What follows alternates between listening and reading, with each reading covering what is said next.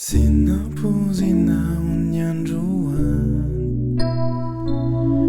gaga kely angamby anao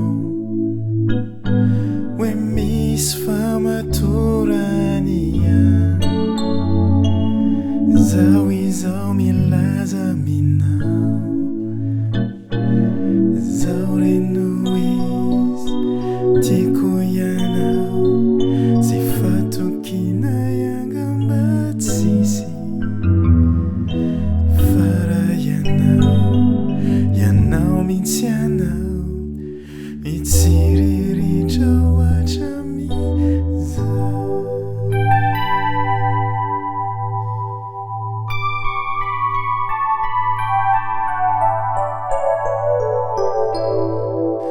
namanatsotra toko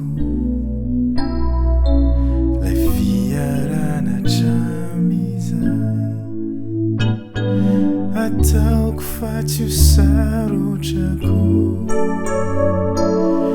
raha mba fitiavana indray zao reno izy tiako ianao sy fatokina iangamba tsisy fara ianao mitsy anao mitsiriritra ohatramizay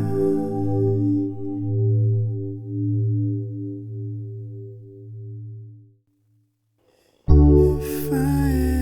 elany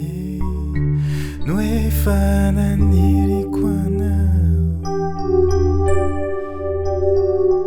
sady izao ange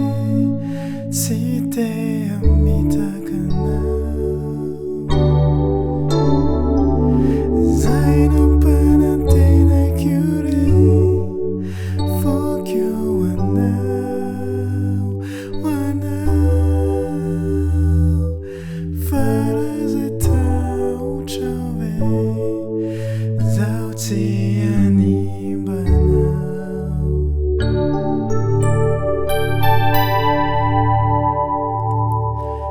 efa elany